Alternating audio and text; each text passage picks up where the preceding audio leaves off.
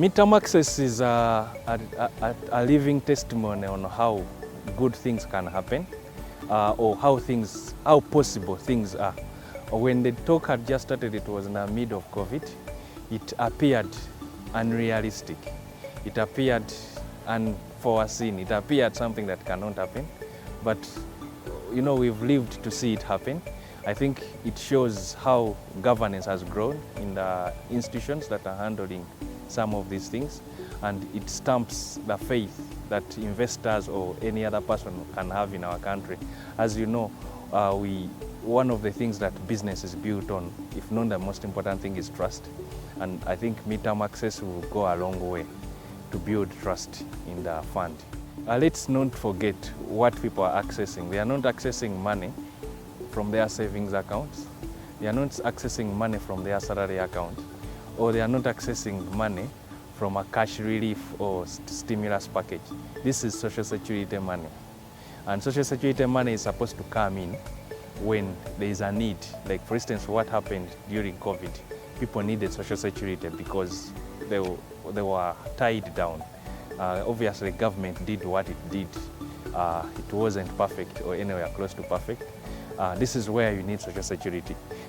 If you have a chance like the eligible members do right now to access that money, it's very important for each of them to remember that this is social security money.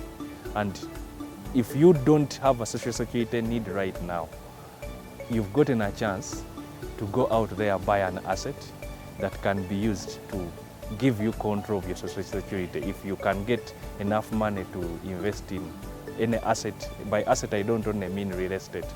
It can be a business that you either own or you partly own. It can be a business that you do not own but you're buying shares. A number of companies are listed in Uganda. Or it can be a partnership that needs some bit of capital that can share their profits year on, year out. And by so doing, you're diversifying your sources of revenue in times when you cannot be able to. This is not money that is meant to all of a sudden give you a higher disposable income, or it's not even money that is meant to take your children to school, because this is your social security. Your children are going to go away tomorrow and leave you without social security, and if you're going to rely on them, it's going to be difficult because they will ask you what you are doing while you're energetic. So anyone above 45, it's very important to remember this is social security money. So the difference is once you access it midterm, you have more power to dictate the return you're getting than leaving it in the fund. I think the architects of the midterm access were very subtle and smart at what they did. So they put an age limit, a condition. So 45 years, and you have to have been a member for more than 10 years, rules out over 80% of the members. Meaning, whatever you can access as 20% doesn't have a significant impact on the size of the fund. Let's not forget that NSSF is the biggest like social security fund in the region, not only in Uganda. It's the single largest, meaning our economies in East Africa depend a lot on borrowing money from NSSF. So as an economy, it's very important that we have a strong NSSF. So what I look at as an observer from the other side, also a member of the fund, is that 20% can actually steer an extra 20% growth in membership, and the impact is positive to the fund.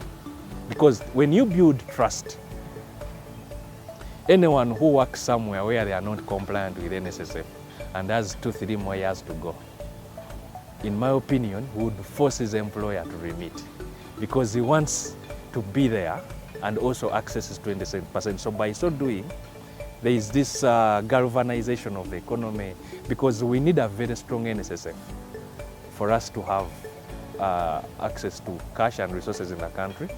Everyone who wants to list on the stock exchange would reach out to NSSF. Every bank that needs deposits would want to reach out to NSSF. When government is selling treasury bills, they want to reach out to NSSF. And we need a strong NSSF, of course rooted in deep governance, a trust. I think the 20% is going to build the trust for people in informal employment to put pressure on their employers to say, hey, we need to be part of that. If you're not giving me that, I'm going the other side, because for them they do have that. So it has a potential of growing the economy as opposed to looking at the withdrawal.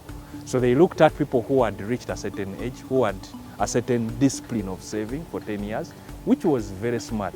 So they really gave it a good, and that really demonstrates that Uganda has people who know what they are doing. Insurance, in a nutshell, offers what we call a financial safety net to prevent a person, a business, or society from going back to zero in case of a shock.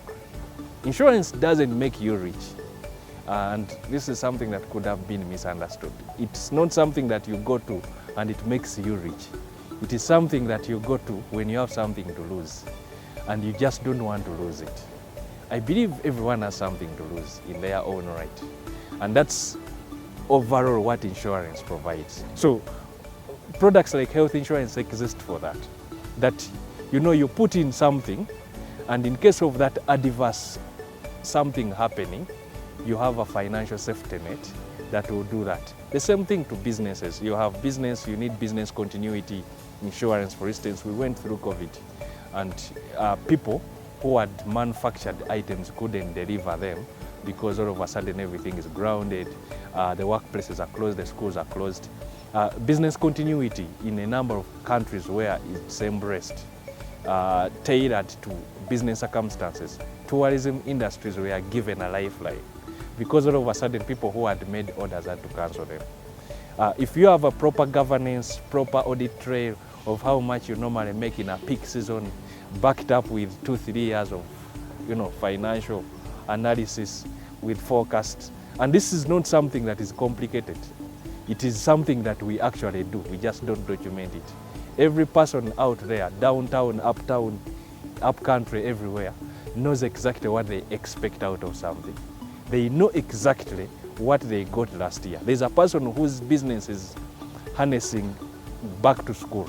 He knows exactly what his projections are. He knows exactly what he did last term, and he knows what he wants to do next year. The only difference is in his head, it's not documented.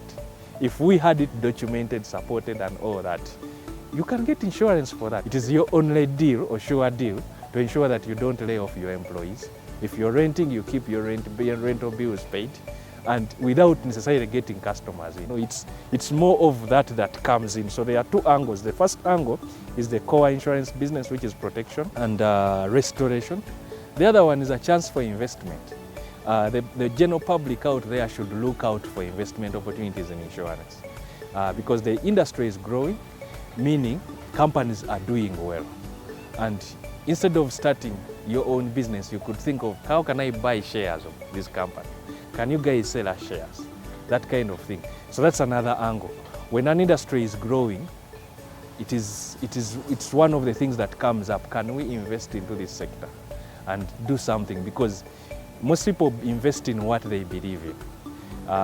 Then they use financials and financial analysis to justify what their heart has bought in. If you believe that a country needs social protection, if a country needs insurance policies for its business and people and all that, you definitely want to be part of it, not only benefiting from the product, but also benefiting from any returns that might come through. Normally, for someone to invest, you have to have what to invest. So meaning you have to save. There are very few people who earn a salary at the end of the month in the bigger sphere of events, but those are the easier to push a discipline into. In my opinion, it's very difficult. Everyone is an expert at coming up with ideas, but the reason why we have experts in particular fields is for them to be utilized to get some of these things done.